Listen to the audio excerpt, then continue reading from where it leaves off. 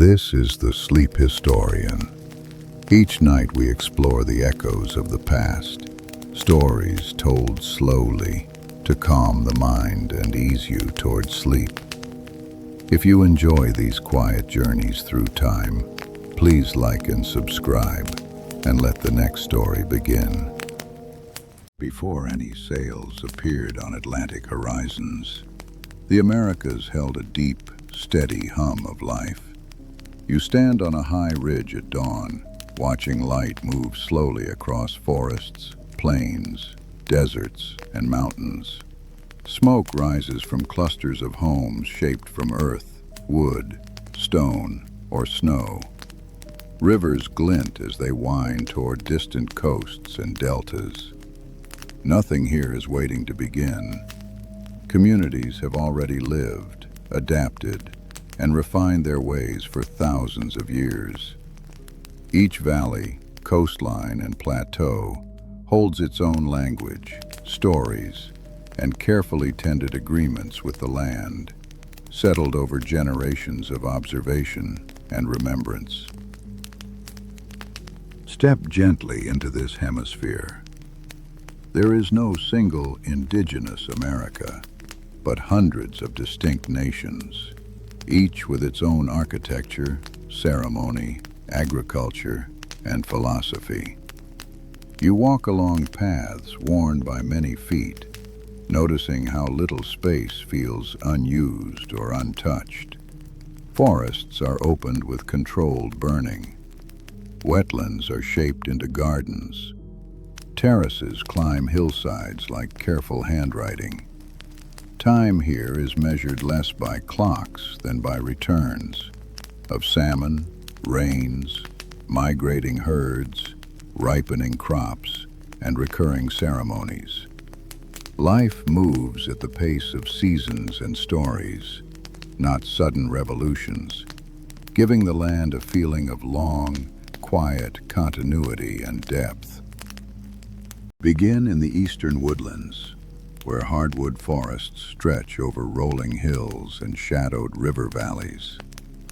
You walk along a narrow footpath worn smooth by generations.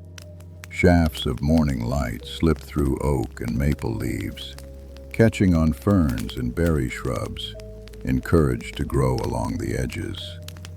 Nearby, a longhouse stands beneath tall trees. Its wooden frame and elm bark covering blend into the forest. Inside, a central hearth breathes warmth into the dim interior, smoke drifting through the roof opening. Families share food, tools, and stories, their lives organized by seasons rather than by clocks, plans, or rigid schedules. Beyond the forest edge, gardens spread in gently curving mounds. Maize, beans, and squash rise together, their roots, leaves, and vines supporting one another in a careful balance. Women move between the rows, feeling the soil with bare hands, pulling weeds, checking moisture, and adjusting seedlings with practiced ease. Children carry baskets of gathered ears to wooden drying racks near the trees. The air smells of earth, smoke, and crushed green leaves. At the garden's edge, fish hang to dry beside braided strings of beans. Work follows the slow arc of the sun, steady and unhurried, stitched gently to the seasons. Travel west until trees thin and the land opens into wide grasslands. Here the horizon is a clean circle, sky pressing down in a vast, changing dome. Wind moves through tall grasses in long waves, sounding like distant surf along an invisible shore. Communities follow the bison, shaping their year around the herd's migrations. Portable homes of poles and hides stand in circles that shift with the seasons. Inside, painted designs record stories and protective symbols. At dawn, hunters study tracks and wind, planning a careful approach together. Every part of the animal will become food, shelter, tools, and clothing. Farther north and east, lakes as large as inland seas reflect passing clouds. You stand on a rocky shoreline as birch bark canoes slide through cold, clear water, their thin hulls light and strong. Paddles dip in unison, barely disturbing the surface as they move toward a sheltered bay edged with reeds and driftwood. At a gathering place along the shore, traders unpack copper, shells, furs, carved pipes, and woven sashes. Fires burn low as people share news from distant villages.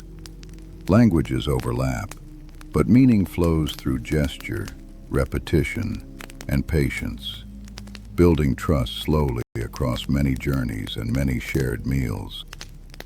Follow the great rivers southward into the Mississippi Valley, where towns rise from broad floodplains. Earthen mounds tower above open plazas, their slopes formed by countless baskets of soil carried and packed over generations of work.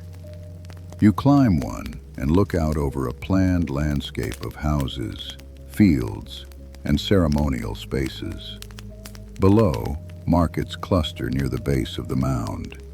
Potters display vessels with intricate painted designs. Farmers bring surplus maize and squash. Traders arrive with shells, copper, and woven mats. The city hums with coordinated effort, guided by calendars, ritual, and a shared sense of obligation and reciprocity. Continue southwest until the air grows dry and the land breaks into mesas and canyons.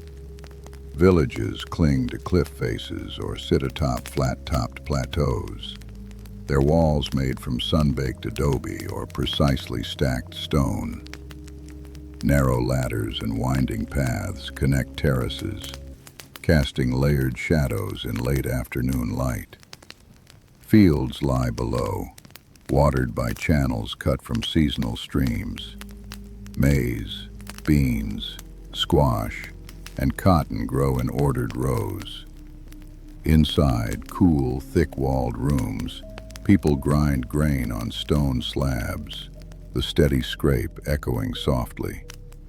Painted pottery dries on shelves, ready for firing in carefully prepared communal kilns that serve many families.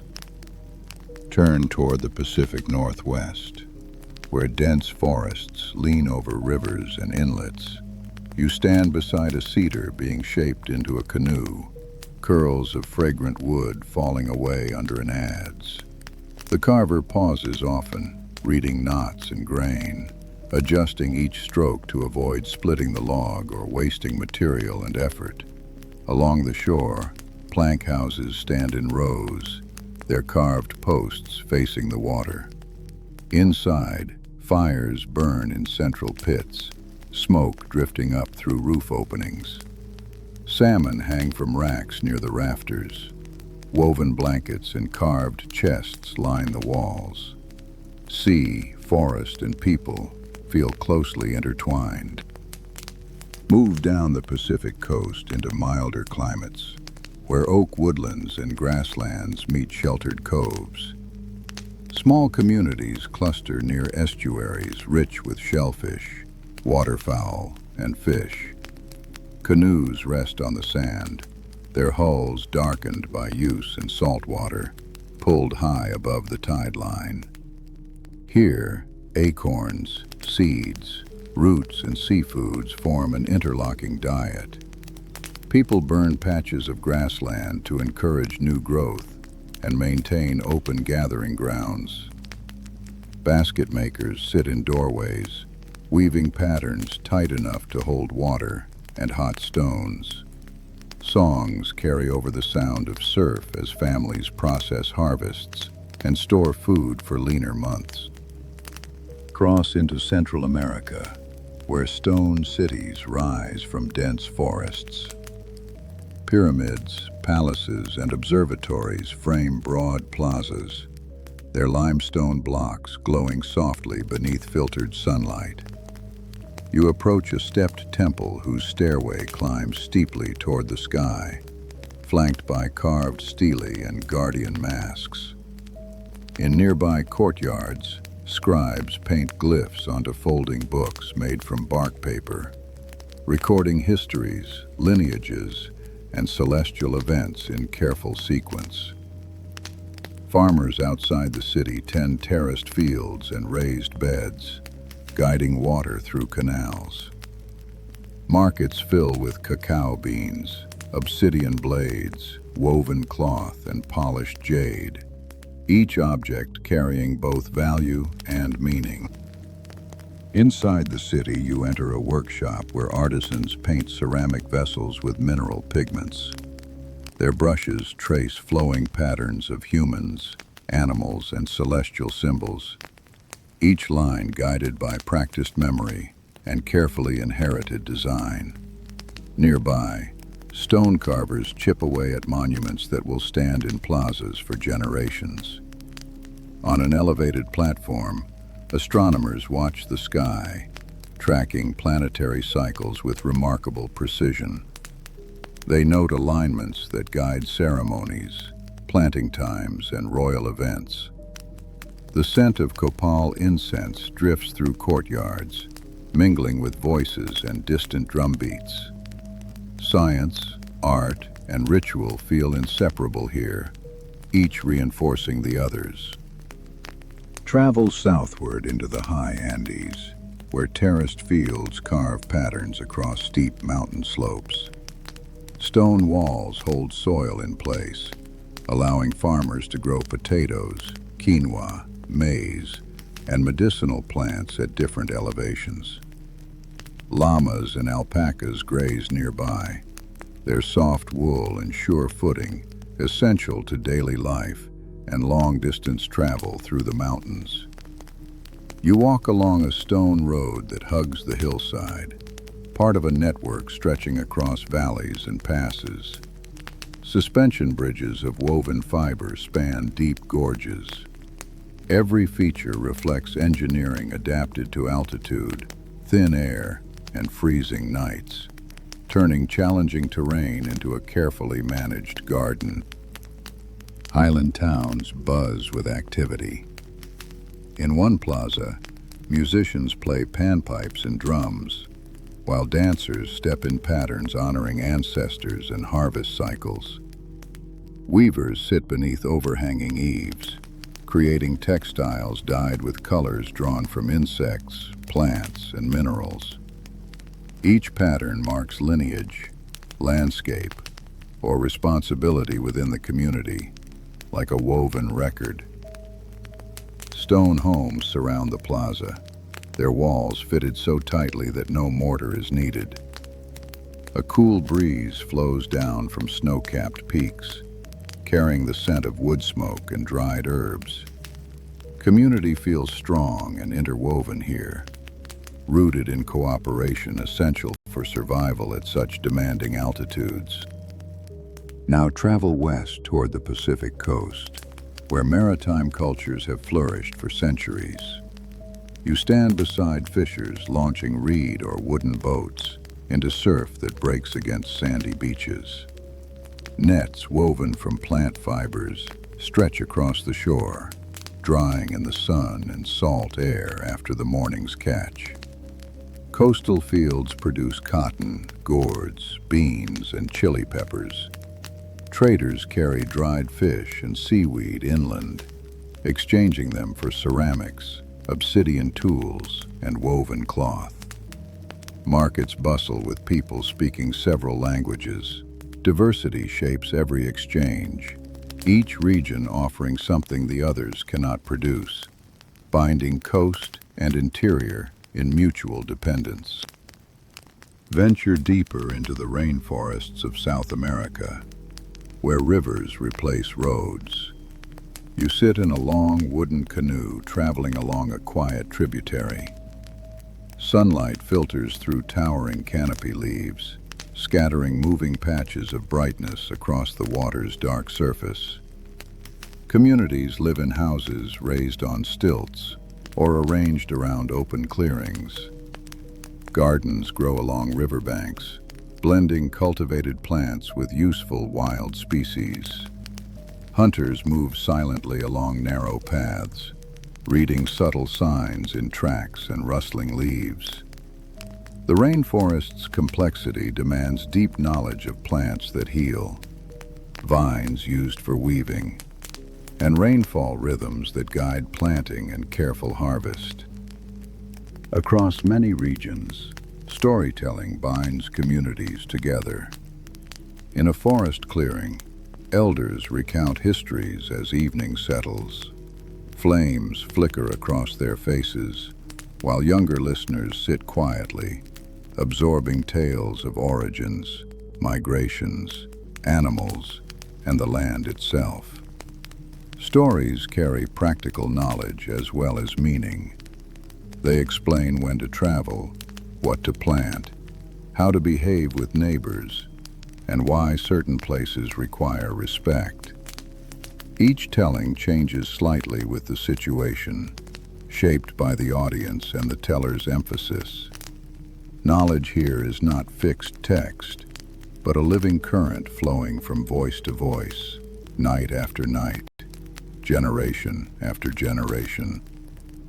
Far to the north, beyond forests and plains, the Arctic world sustains its own traditions. You stand on sea ice beside hunters preparing sleds. The air is crisp and dry, each breath a small cloud. Across the frozen horizon, faint sunlight reflects off snow in pale blue tones. Communities follow the migrations of seals, whales, and caribou. Tools crafted from bone, stone, and driftwood fit precisely into their environment. Houses built from snow, sod, or whalebone offer warmth against winter winds. Survival depends on cooperation, timing, and respect for the elements, learned carefully across many long, testing winters together as families. With each region, you begin to understand that the pre-1492 Americas hold not one civilization, but many. Step back into a wider view. From tundra to tropics, societies map their calendars to stars, fields, tides, and animal migrations that repeat with reassuring regularity. Trade routes link deserts to forests, coasts to inland valleys. You follow one path where travelers carry obsidian blades, turquoise ornaments, macaw feathers, and woven cloth. Along the way, they share songs, medicines, and news. Ideas move with them. New crops, building methods, and stories, creating a continent-wide web of connection without a single ruling center or empire. In daily life, every object carries purpose and memory. A basket woven from river cane reveals engineering as much as artistry. A stone hoe fits comfortably into the user's hand, shaped by generations of refinement. A child's toy carved from wood hints at care and continuity. You visit a home where tools hang from rafters, nets for fishing, grinding stones for maize, mats woven for sleeping, and bundles of herbs drying near the smoke.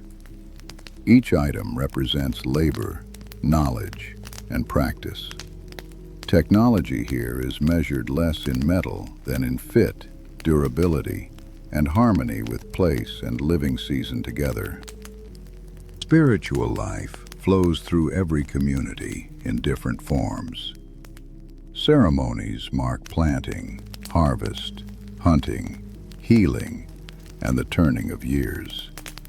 You stand at the edge of a sacred grove where people gather at dawn. Drums pulse softly, guiding slow steps and chants. Smoke from burning herbs rises in spirals through the trees. Beliefs vary widely, yet many share a sense of relationship. Mountains, rivers, animals, and ancestors are addressed as presences rather than objects. Ritual does not sit apart from ordinary life. It confirms that daily work, food, and family exist within a larger, living pattern of reciprocity and respect. Governance also takes many shapes. In some places, councils of elders guide decisions. Elsewhere, leaders are chosen for their generosity or rotate according to clan responsibilities. Certain cities are ruled by hereditary nobles, whose authority is checked by councils, ritual obligations, and expectations of care. You sit beside a council fire, where speakers address an issue affecting hunters and farmers. Voices remain calm, even when opinions differ. Time stretches as each person contributes. Decisions aim not at quick victory, but at long-term balance, honoring both past agreements and the needs of generations yet to come, near and distant, human and non-human. Conflict exists, yet it does not define the continent. Raids, rivalries, and shifting alliances shape certain regions, often governed by rules that limit violence or timing. You observe a diplomatic meeting where rival groups exchange gifts and speeches before any formal agreement is reached. Tension is visible in posture and carefully chosen words, but so is restraint. Both sides understand that trade, intermarriage, and shared ceremonies depend on maintaining a path back from hostility. Peace is not an absence of difficulty. It is a pattern of choices that keeps doors open between communities, even after disagreements, injuries, and painful losses. Stand now in a small village at dusk. The day's work has eased. Cooking fires burn low and the air smells of maize, roasted meat, or fish, depending on region. Children play near the edge of the clearing, their games echoing ideas they've absorbed from adults' work and stories. Inside one home, a parent repairs a tool while another braids a child's hair. Soft conversation moves between practical matters and memory. No single moment feels historic, yet it is in these quiet routines that cultures persist, adjusting to new circumstances without losing their underlying shape, texture, and meaning or direction. Throughout these lands, people see themselves as part of, not above, the environments they inhabit. A fisher thanks the river after a good catch. A hunter offers words or small gifts to the animal taken. Farmers talk to their fields as they plant. These gestures are not romantic flourishes. They express a working philosophy. You walk a path where footprints overlap those of deer and bears. The trail feels shared rather than owned. Responsibility flows both ways. Humans shape the land, and the land shapes how humans must behave if they wish to continue living well, responsibly, and for a long time. As the 15th century draws on, populations rise and fall in different regions, affected by droughts, local conflicts, shifting trade, or internal change. Yet the overall pattern remains one of deep continuity. Cities, villages, and traveling bands all refine their ways of living in place. You stand again on a high ridge, looking out over forests, plains, deserts, and mountains. Night approaches slowly, and small points of fire appear where communities gather to eat, talk, and plan. The hemisphere feels full and self-sufficient, already complete, with no sense that an ending lies just beyond the horizon line they know so well. Night settles over the Pacific Northwest, and you sit inside a cedar plank house, lit by a single central fire. Shadows move across carved posts, showing beings of sea, forest, and sky. Families share smoked salmon and berries, the crackle of fire mixing with soft conversation. Children lean against woven blankets, listening to an elder's story of how the river learned to curve. Outside, the tide has pulled back, revealing shellfish beds tended for generations. Stars appear above the dark silhouettes of trees. The sound of waves becomes a slow, steady breath around the house, holding everything in a calm embrace.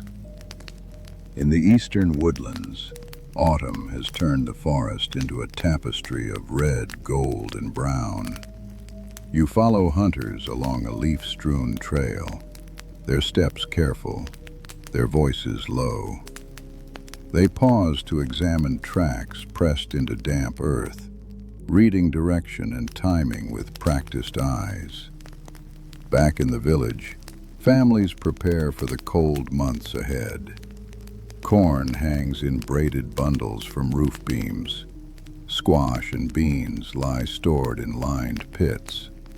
Children carry armfuls of firewood toward longhouse entrances. As dusk falls, laughter and the smell of stewing maize drift out into the crisp evening air. Across the plains, the sky deepens from pale blue to soft lavender.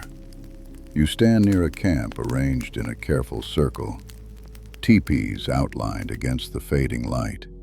Smoke rises from open flaps, carrying the scent of meat and sage. Horses graze nearby, their silhouettes dark against the grass. Earlier, a bison hunt provided food, clothing, tools, and shelter. Now, people work together to slice meat for drying, scrape hides, and shape bone into useful tools. Conversations flow from work to memory to quiet jokes. The day ends not in haste, but in a sense of shared completion and gratitude. In the deserts of the Southwest, evening paints cliffs and adobe walls with warm orange and rose. You sit in a courtyard where women grind maize on stone slabs, their movements slow and rhythmic. Children help gather ears from storage, stacking them in neat rows near the doorway. Above, ladders lean against multi-story homes built from earth and timber. The air cools quickly as the sun drops beyond the mesas. In a nearby plaza, people gather for a night ceremony. Dancers adjust shell and gourd rattles at their ankles, waiting for drum beats that will echo against canyon walls under a clear, star-filled sky. High in the Andes, fog slips down terraced slopes as daylight fades. You walk along a stone path between fields, where the last tasks of the day are finishing. Farmers check irrigation channels, ensuring water flows into the right plots before gates are closed. In a stone house near the terrace edge, a family prepares a meal of potatoes, maize, and dried meat. A loom leans against one wall, half-woven textile resting in its frame. Outside, the mountains turn deep blue, snowcaps catching the final light. The settlement feels both exposed and protected, nestled into the landscape it depends upon. Within tropical forests, dusk arrives quickly. Birds settle into canopy branches, and a chorus of insects swells as the light dims. You sit beside a hearth in a clearing, where fish roast on wooden skewers above coals. Steam rises from a pot of roots and leafy greens simmering quietly. Families gather in a loose circle, sharing food and news of the day. An elder begins a story about a river spirit who taught people where to plant, and where to leave land undisturbed. Behind the circle, dark trunks and leaves form a living wall, close enough to feel but not enclosing. Along Caribbean shores and Gulf coasts, warm air lingers into night. Palm fronds shift gently above houses built from wood and thatch, raised slightly against storms and tides. You watch a group return from the water, carrying fish and shellfish in woven baskets, their dugout canoe pulled high on the sand. Later, a small drum beats a steady rhythm in the center of the village. Voices join in a call and response song, rising and falling with the ocean's murmur. Light from cooking fires reflects on calm shallows beyond the beach. Sea and land feel like a single, shared dwelling place. Far to the north, winter stretches across tundra and sea ice.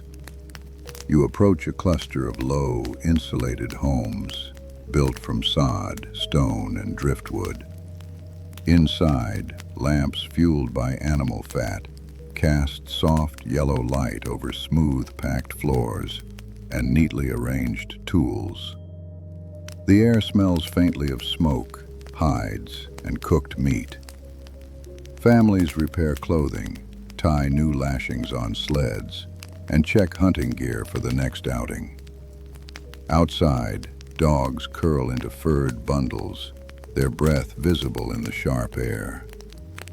Above everything, the night sky moves with slow curtains of light, auroras shifting quietly over the frozen, carefully understood world. Step back into a broader view.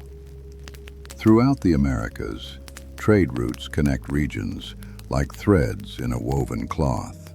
You stand at a river confluence where people from upstream forests, distant plains, and nearby coasts gather. Canoes pull onto the shore, their cargo wrapped in fiber mats and leather bundles. On the bank, goods spread out: obsidian blades, copper ornaments, dried fish, salt, shells, pigments, woven sashes, and carefully prepared medicines. Languages overlap and intermix. Bargains are made with patience rather than haste. Each exchange carries more than objects. It reinforces relationships that may stretch across valleys, mountain ranges, and many generations. Agriculture underpins much of this world. You walk through a patchwork of fields, maize in some places, potatoes and quinoa stacked by altitude in others, cassava and plantains thriving in humid heat further south. Farmers kneel to check soil with experienced hands, feeling moisture, texture, and warmth. Seeds are chosen for traits remembered from previous seasons: flavor, resilience, color, and yield. Over time, this patient selection creates astonishing variety.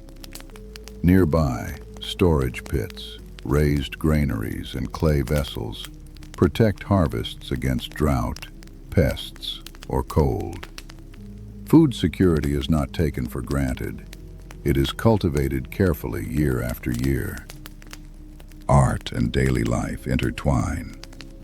In one village, potters burnish clay vessels until they shine, then paint them with spirals, creatures, and symbols of stories and lineages.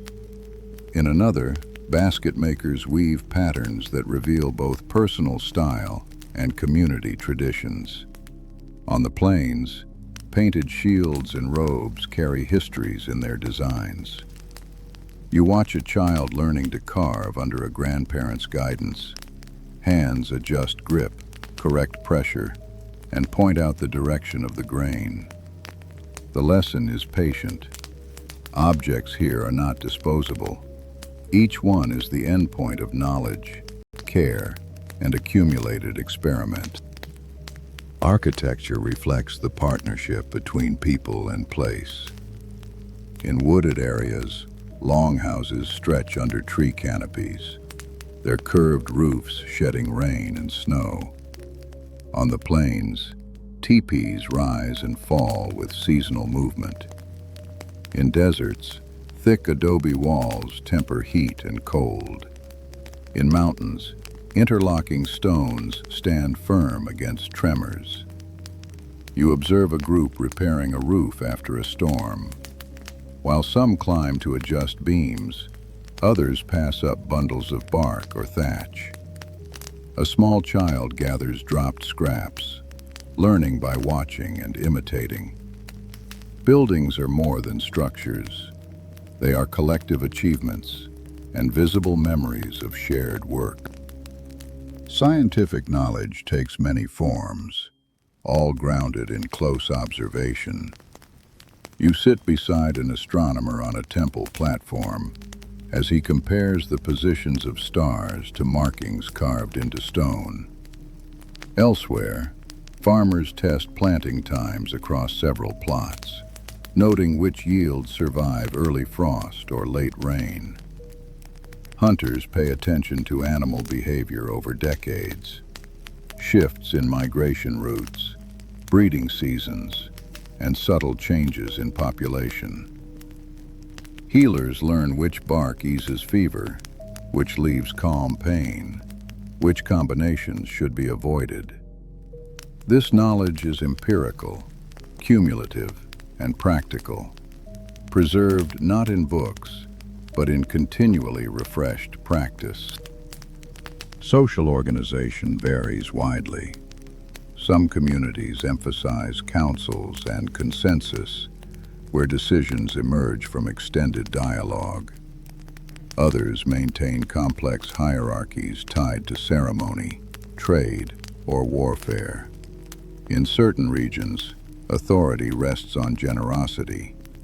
Leaders gain respect by distributing resources rather than hoarding them. You sit in a council house while an issue about hunting territories is discussed. Speakers wait for one another to finish, leaving space between statements. Younger members listen more than they talk. The process is slow, but its purpose is clear: to maintain relationships strong enough to handle future disagreements and shared challenges. Across all these differences, one theme recurs: interdependence. People rely on kin, neighbors, and distant allies. A successful hunt feeds more than one household. A large field requires many hands at planting and harvest. Ceremonies strengthen bonds that work alone could not sustain. You watch a damaged canoe being brought onto shore. Within moments, several people appear. One examines the break. One brings resin and fiber. Another finds supports. Children hold tools and ask questions. Repairs are completed without formal instruction. Cooperation is simply what life requires. It is not an exceptional event. By the late 15th century, this hemisphere is dense with histories. Some cities are rising, others declining. Certain valleys prosper after good harvests. Others rebuild after floods or dry years. Trade routes continue to hum. Ceremonies mark the seasons. Children grow into roles shaped by local customs and wider connections. You stand once more on a high overlook as evening falls. Fires appear one by one across forests, plains, deserts, and coasts. Canoes and boats move along darkening rivers. This is not an untouched world or a blank map. It is a vast, intricate fabric of lives in motion. Shift now into a quieter, reflective view. Imagine the Americas not as a distant backdrop, but as a continuous archive of adaptation and insight. You walk through a forest whose plants have been tended carefully, some encouraged, some controlled, some respected from a distance. Every clearing and path has a story behind it.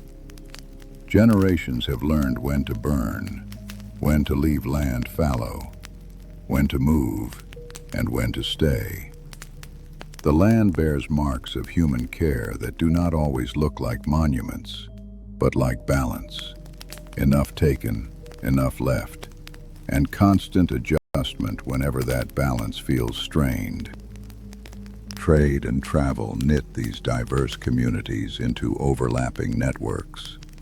A medicinal plant found in one region appears in distant gardens. A tool-making technique spreads through conversations between artisans. A melody from a coastal song appears unexpectedly in an inland ceremony. Cultural boundaries are present, but they are permeable. You watch traders depart from a river landing at dawn, their canoes heavy with goods and messages. As they vanish around a bend, they carry more than objects. They transport news, ideas, and possibilities. Each journey subtly reshapes the places it touches, like a soft current altering a shoreline. In urban centers, the pace of life can feel concentrated. Markets draw people from surrounding villages. Temples host complex rituals watched by crowds. Schools or households teach scribes, astronomers, engineers, and poets. You step through a busy plaza where vendors call out. Children weave between adults, and distant drums track the time of a ceremony. Yet even here, city life depends on distant fields, forests, and waters. Supply lines are understood and honored. Festivals thank not only deities but farmers, fishers, and carriers. The city is not a separate world. It is a node in a much wider, carefully maintained network. In smaller settlements, continuity feels slower, but no less rich. You sit with a family shelling beans on a woven mat. Their conversation shifts from weather to memories to gentle teasing remarks.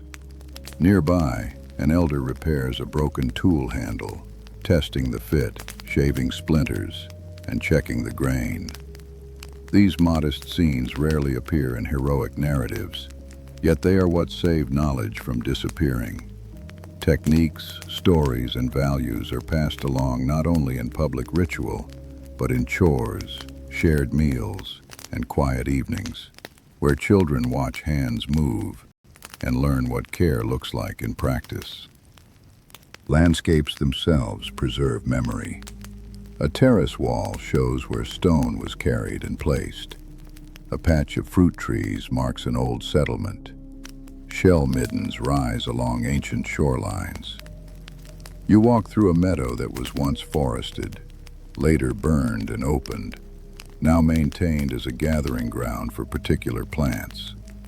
The environment is not an untouched wilderness, nor a wholly controlled machine.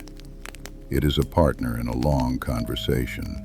Humans respond to floods, fires, and shifts in climate. The land, in turn, responds to burning, planting, and building. Each side leaves traces for the other to read. Spiritual life holds all of this within a wider frame. On a mountain ridge, offerings are left at a place where clouds gather. In a canyon, songs echo between rock faces believed to hold protective spirits. Beside a river, a quiet prayer precedes each first fish of the season.